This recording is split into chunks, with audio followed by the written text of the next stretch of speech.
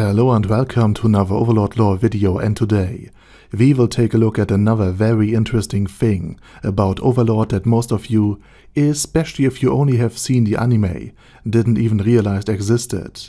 Namely Evileye's backstory and the reason why she became undead in the very first place. And after already talking about Evileye a great bit in preparation for the 4th season, I believe we are now in need for a second part, in order to explain Evileye's role a bit better. And the best thing about it is that you can watch this video without getting even spoiled for season 4, because Evileye's backstory had been revealed in the bonus volume. So you've been warned that some spoilers for the bonus novel will be there in this video, but none for the 4th season. But before we are even going to talk about all of this, let's first take a look at my Patreons and thank them for supporting this channel, as well as all users of the YouTube thanks function who made one-time donations. Also, you might be interested in some more videos about fantasy. In that case, you will find an entire channel about it in the description. A little side project of mine. And with that said, let's dive into the reason why Evileye is undead in the first place. But first and foremost, I should probably reveal what Evileye even is. For many have speculated that this undead is from another species, hence why she wears the mask, and that she only was allowed to join Blue Roses and move in and out of the capital city of Riestais, or even enter the royal palace of Rolente and meet with and talk to Rennar, a royal princess, albeit the third, is simply due to the fact that she is not only a powerful adamantite ranked adventurer, but also best buddies with her team leader Lakius, who herself is a high-ranking noble, and also friends with Rennar, at least from her perspective. And all of this is actually, at least in part, true, while her mask are truly there to hide her appearance and her skin from sunlight, and in order to hide her undead nature altogether, Evileye is still not a human, even if the undead curse that has turned her into a vampire princess would have been undone. For she is of another humanoid species, the so-called Rainbow Eyes. So just like elves and dwarves of the humanoid kind, Rainbow Eyes were human-like but not quite human as well. And Evileye is not only a Rainbow Eye, but in truth, Kinu Fasris Inveren, was and still is a princess, hence a new class of vampire princess. And Rainbow Eyes were, much like elves, smaller and leaner than the average human, and Rainbow Eyes also received their name for the reason that their eyes reflected all colors of the rainbow, while those without these special eyes were considered a true rarity indeed. And Rainbow Eyes were far more magical than human, specializing in the 4 primal elements, which might or might not have something to do with the 4 primary gods of humanity, at least outside of Slain. And she was also the princess of the nation of Invernia, located at the very center of the continent, where today in the current timeline, the powerful nations vie for dominance over the center of it.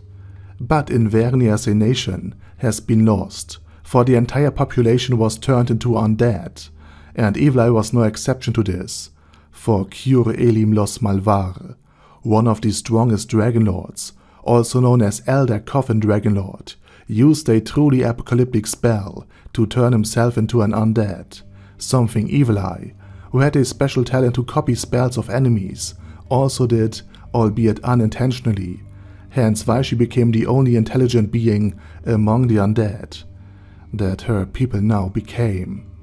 This destruction of an entire nation is also still today remembered in stories, for while Evileye joined up with the 13 heroes and helped to destroy the evil deities, even coming up with a hard counterspell to one of them, the so-called insect god, that much like Entoma later, fell victim to Evileye's Verminbane spell.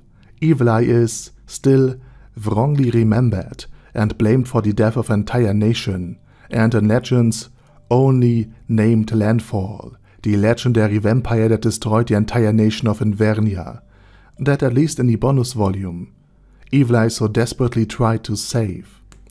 Later, as in 200 years after the evil deities were defeated by the 13 heroes, Evileye also met Rigrid Bears Carew, or rather re-met an old friend, for she was a powerful necromancer and a fellow ex-member of the 13 Heroes as well, that had came to found and lead the Blue Roses, one of the strongest adventurer teams in the entire known world. Her team was also only one of 2 entire Adamantite ranked adventurer teams prior to the rise of Momon to the same rank. And after losing a bet, she had to take Rigrit's place in the adventurer team while the by now over 200 years old human retired from active duty.